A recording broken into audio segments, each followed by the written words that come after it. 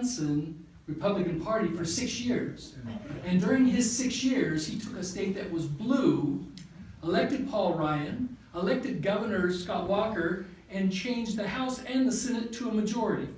And as a result, that state now has greater job opportunities, more startup business, instead of being a deficit, they now have an excess in funds, and their education system is developing in a dramatic way.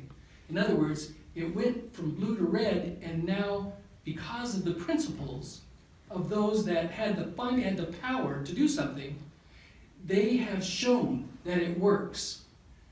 That needs to happen for Oregon as well. Reince said that he believes that can happen here.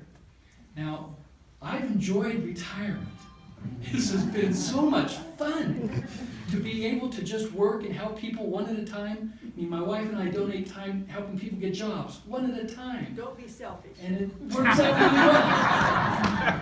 But there's been some polling that's been done that shows that if I were to run, that I could win. And we want you. But it's a difficult decision, as you can know. You know, I'm not a kid. I put 12 years with these good people and in the trenches, and now I'm being asked to come out of retirement, to go back into it, become Secretary of State, use 72 auditors to audit agencies and show what they're really doing.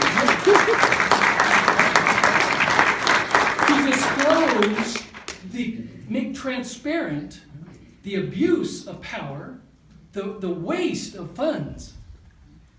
And by so doing, and making that very publicly known, have the citizens find out what it's like to have a Republican in a position that they can compare with the Democrats that are in these positions that do nothing but cover each other, that make sure that everything stays hidden. That's what they want. And so if that were to happen, what happens in 2018? When the voters now have a choice, having seen what Republicans can do, they'll have a choice to vote for a governor again. And maybe if we had a Republican as a Secretary of State and then as a governor, we're also going to be picking up House seats and Senate seats so that we could begin and progress with this process of a 5 or 6 year process that ends with redistricting and making things fair again, that were so skewed through flagrant gerrymandering back in the year 2000, 2001, that it could make Oregon stand tall again. So that's what I'm facing with this decision, and it's a challenge.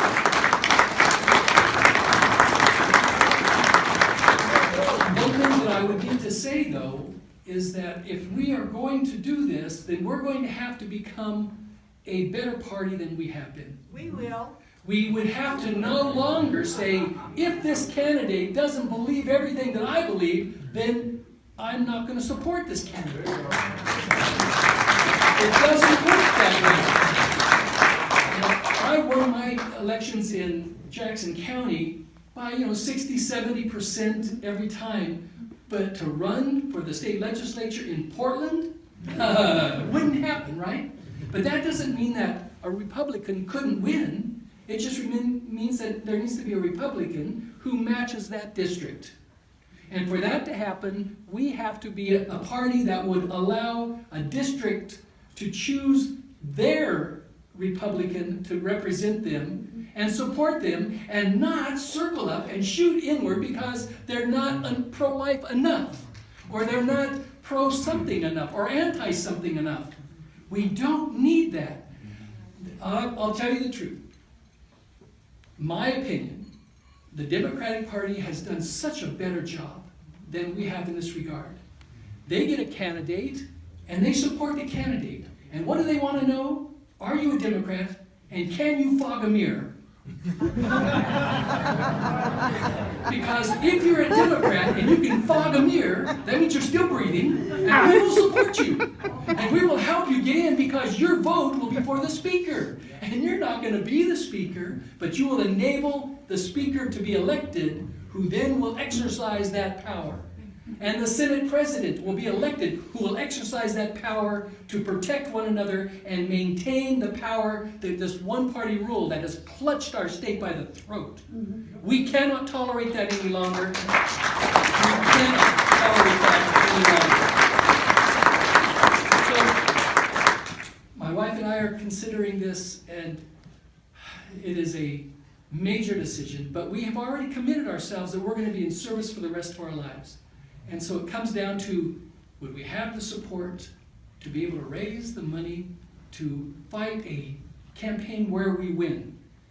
As I look at it now, and I'm not declaring yet because I'm still praying about it every day and considering all the options, but maybe last year, with all of your help, was Act 1. And as a result of Act 1, I have 60 or 70% name recognition. Everything I said during the campaign about Kitzhopper has been verified. I remember in one of the debates, he was talking about all that what they were doing was fine, and I said, Governor, for your First Lady to accept money from interest groups that want to have influence on you as a member of the household, and you're the only one in this whole room that doesn't understand that that's corrupt. That's a definition of corruption. And I also had said that I didn't expect that he would ever complete his term if he were elected. All of that's come about. We have the opportunity to pull together, to help pick up additional seats in the House and the Senate, to get, we need, whether it's me or someone else, we need a Republican who can be elected, who's electable, who can then show what's really gone on in this state so that there will be a greater choice in 2018 than we've ever had before, because people finally be able to see transparency in action. So pray for me, help me. If I get in, make sure you help me to raise the funds, have the power, utilize social media like never before, that we can show the rest of the state what it means to have someone in there who will be functioning based on principle and not on expediency. Thank you.